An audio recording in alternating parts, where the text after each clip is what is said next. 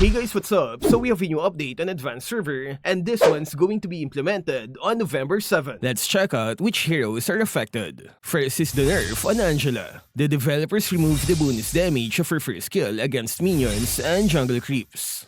They also made it harder to collect movement boost from her stacks. With these changes, you'll need to cast her first skill 4 times to reach the maximum movement bonus.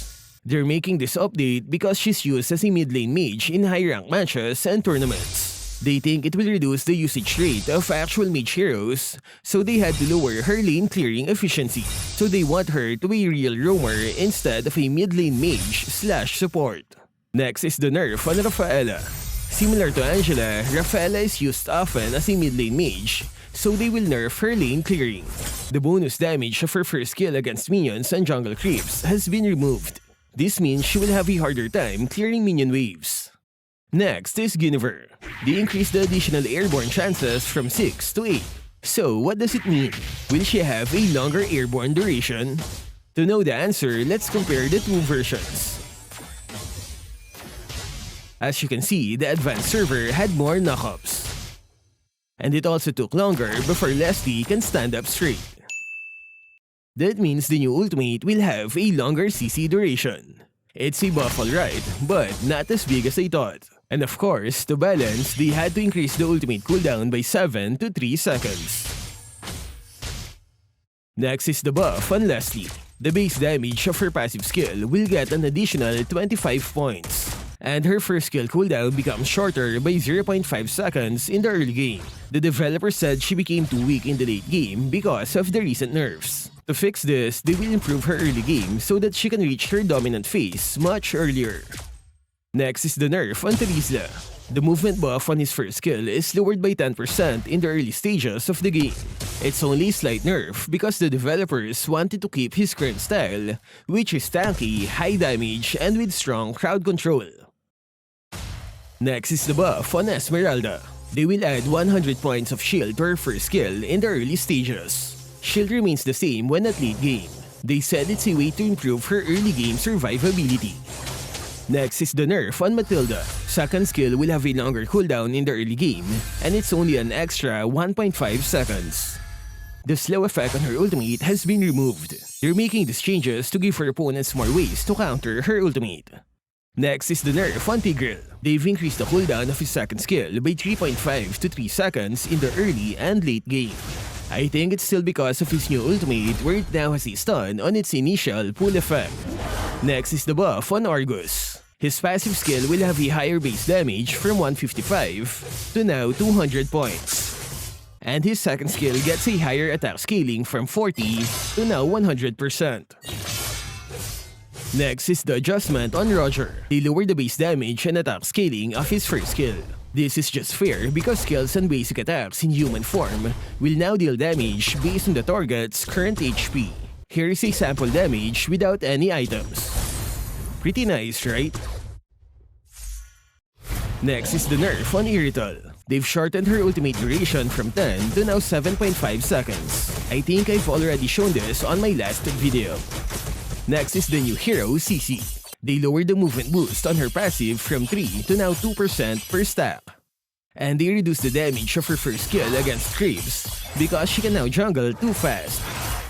Next are the cancelled adjustments of several heroes. The changes on Yi Shin, Florin, Selena, Veil, Dirot, Balmud, Nana, Kim, and Alucard will be on hold for now because they need more testing. So you won't see any changes on them on the next official server update, which is on November 7. Meanwhile, Lunox and the revamped Aurora will remain here on Advanced Server. So that means only Moscov's revamp will be applied on the next patch.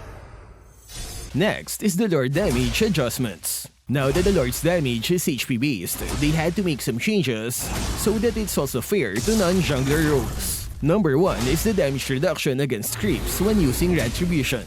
They've removed the damage reduction on Turtle and Lord. Retribution users will still get 40% damage reduction against creeps, but the Lord and Turtle are no longer included. They will only get damage reduction against basic jungle creeps. The Lord's damage will be adjusted, mainly lowering the base points and increasing the HP-based damage. This means tanky junglers will almost have the same result compared to full damage junglers when they're receiving damage from the Lord. This is a fair adjustment because normally we can see tanky junglers always having the advantage when they're doing the Lord dance. Full damage junglers can't do that because they don't have enough HP. But with these updates, it's now more fair regardless of your jungler build. Another battlefield adjustment is the level 2 requirement, and here are the changes. They've slightly increased the required experience to reach level 2, but the total experience needed to go from level 1 to level 3 remains the same. The siege minions on experience lane will have a slightly lower experience at the beginning. The total amount of experience from the first 10 siege minions remains the same. These changes were made so that all players reach level 2 in a reasonable time. I'm a bit confused with what they want to achieve here though. Maybe you can enlighten me in the comment section. Next are the 2 talent adjustments. Quantum Charge will have a lower movement boost from 40 down to 30%. Impure Rage will have a lower damage starting from 6 to 20 points.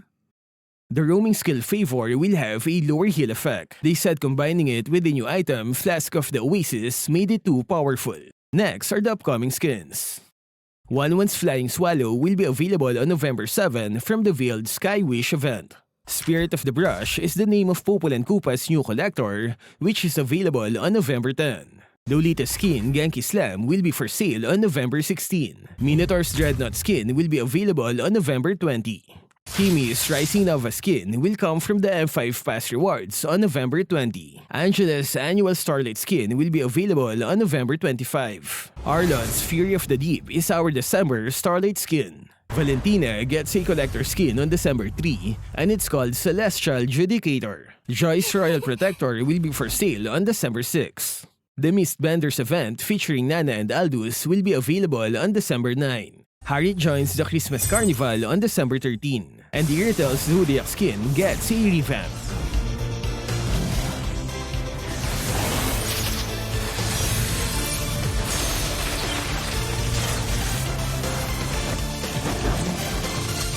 The Aspirants are back on November 19, featuring Angela and Ruby skins.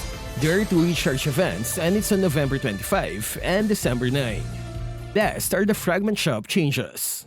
For the rare Fragment Shop, the skins of Mia, Alice, Aurora, Argus, and Harley will be added. The removed ones are Natalia, Alucard, Clint, Lancelot, and Eve. For the Hero Fragment Shop, they've added Yuzong, Angela, Arlot, Valentina, Aldous, and Roger. Removed heroes are Kaja, Hylos, Alpha, and Edit.